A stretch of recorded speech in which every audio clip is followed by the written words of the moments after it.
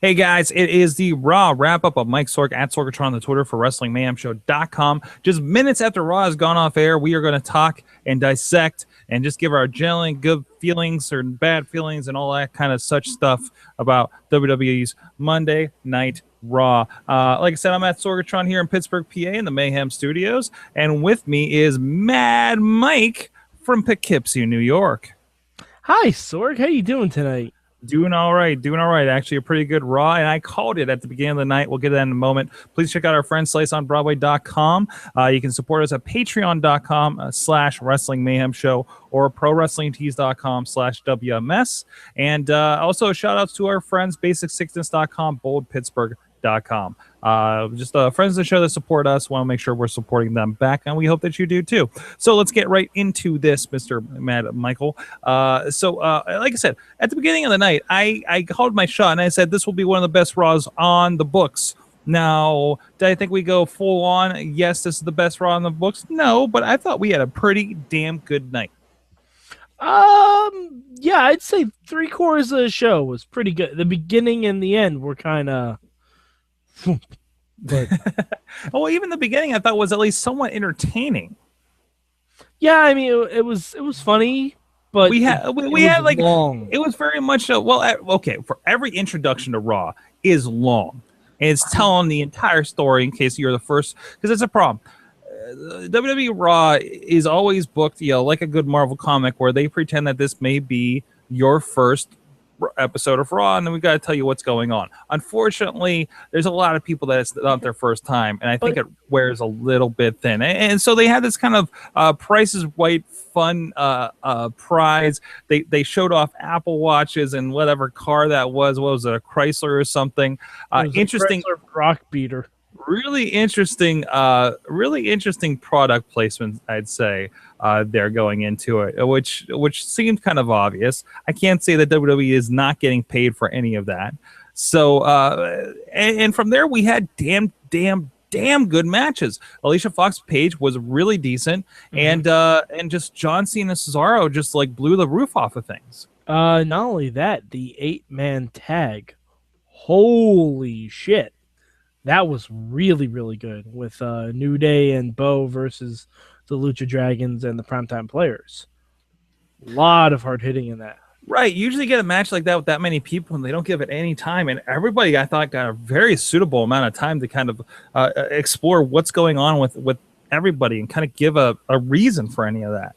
Mm-hmm. So. I also, the Kevin Owens was on commentary, and for any of you who watched Midweek War, you know I love me some Kevin Owens on commentary, so that's always going to be a win. Entirely, yes. Okay, let's go back. So we have this match with Owens and Cena, of course.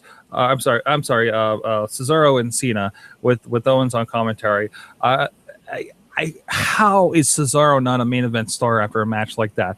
And I'm loving this. John Cena does the Indies tour that he's been doing with the between Owens and the Open Challenge since that's been a bit, came out. It's really the gave everything you can give. There's a lot of let's have these guys make their own spots conversation that always happens when we're like talking about the Stone Cold podcast with Vince and Triple H and Stephanie and all that kind of stuff. And I think it's can you hang with John Cena? And there's a lot of newer guys, newer to WWE guys like this that they're giving that shot, and I think it's absolutely tremendous that we get to see that. They do need to put someone over him though. Eventually. No. Eventually, and I think that's going to be Owens, if anybody, at this point. But I mean, because it wouldn't make sense to put anybody but Owens over at this point. But I always say, Mike, you still win. You don't have to win the match to win. While that's true, the other person that came really close to being Cena was Neville. Right. What has Neville done since then? Well, Neville was in Money in the Bank and made an impression there. Neville was in.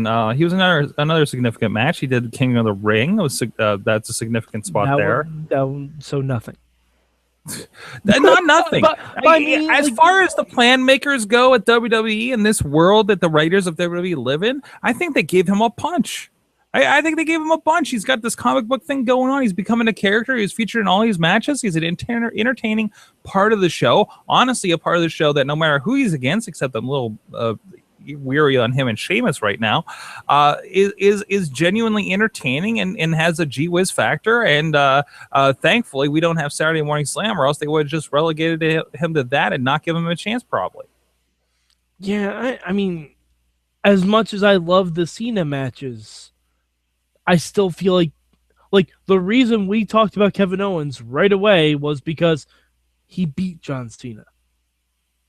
Like, there's a way to do this where you can have Cena lose a couple matches and still have it be like, maybe have a thing where Cena says, if you can beat me non-title, you get a title shot. Like he does an open championship challenge where you challenge the champion. If you beat him, then you get a title shot, and then you get super. No, that's the thing. So they kind of booked themselves in the corner by saying every match is a title match, which I don't mind because I feel like every match has weight.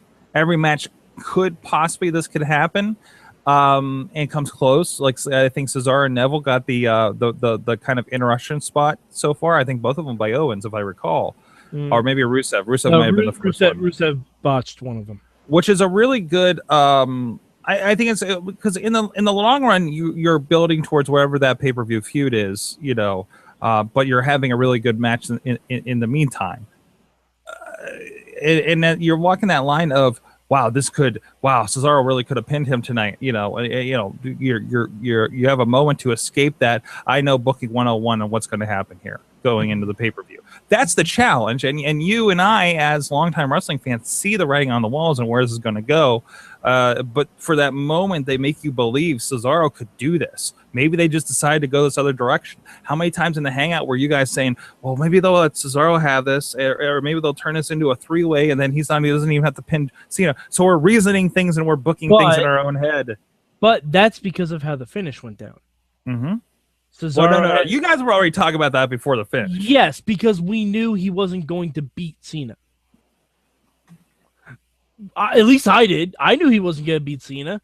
Well, they made it really close. Yeah. They made it really close and believable to people who don't really know wrestling, but I knew he wasn't going to beat Cena. But the way that they had him not win led me to believe that that leaves the door open to hopefully doing something else. All right, other things going on tonight. We mentioned the Divas, Rollins. We kind of creative booking again around Brock Lesnar not being at every show. So now we have, it really is the Shield show at this point, isn't it? It's been the Shield show since 2012. Literally, the Shield is carrying both Raw and especially SmackDown. SmackDown has been like a Shield feature show, even more so. It's a little tiresome though. I know. Don't get me wrong. I think even during that main event there tonight, we saw some great stuff. Mm-hmm. But we're again falling into that. But it's these three mixing up and maybe Kane thrown in there. How many times have we seen this tag team match in the last 2 months alone? If you're watching Raw and SmackDown in the last 2 months alone, we've seen this at least 4 times. And I'm probably rounding down. They need to put new blood in the title scene. Mm-hmm. That's and you have a guy like Rollins. Rollins is the perfect person to put new blood in because he has the authority at his back. He should if he somehow defeats Lesnar, don't think it's going to happen, but hook or crook, whatever. Seth Rollins should be the guy saying, listen, this guy had a title shot, this guy had a title shot, this guy had a title shot. None of them are allowed to get near me. I've beaten them all. Triple H, find me someone new. Find me fresh blood. Hell, I'll take on Neville at the next pay-per-view. I'll take on Sheamus at a special event. It doesn't even have to be at the pay-per-views, but in the meantime, these guys are recycling. Why is it special that Dean Ambrose gets a title shot and gets something when we've seen him wrestle him how many times over the last few months? Why don't we have more Rollins taking on your Neville, Cesaros, etc.? Whereas, still, why don't we have more, there's no intermixing of the different levels. That's why then it becomes special when we do have Cesaro and John Cena tonight. But it feels like that should just be happening more. That's why I love the open challenge, because it is, nothing has there's been surprises. There's been NXT guys. There's been like, what? He's getting in there with Cena, and again, guys stepping up and new fresh blood stepping up. If nothing else, that's where that's happening. Regardless of what you think of the finish, those guys are getting their spot, and those guys are sitting there improving themselves for hopefully a future thing down the line. I still really hope Sasha Banks challenges John Cena one of these days. It just turns into a different thing, and it still just ends up being Heath Slater. We kind of be okay with that, right? No, like Sasha Banks and John Cena just have a kick-ass match. Like I would just love to see that, because Cena seems like the guy who, if they were ever to do intergender wrestling in WWE, I think John Cena would be the guy to stream like that, because he's the one that says, "You want some? Come get some." He doesn't specify it. Or Cena versus Charlotte. That would be the best thing. She could teach him how to apply the FTF. You do. But you do know, as long as WWE is in the position they are, which they're not changing anytime soon, unless they bottom out somehow here, they will never be in a position where they will allow intergender wrestling to that. Plugging a movie where a woman shoots a male robot in the face. I know it's a double standard, but I'm just saying that this company was very much. No, don't get me wrong. I understand. No, I agree. It is a double standard, but they're just not going to do that. On that point, relegated to Lana and Summer Rae. I gotta say, I'm enjoying the drama. I'm enjoying the jolted Rusev and everything like that. This will probably be a mix. This will probably be a mixed tag at the pay-per-view. No, he's not going. When's he out until? He's in. Who knows? Yeah. But and plus, Lana's not a trained wrestler, as far as we know.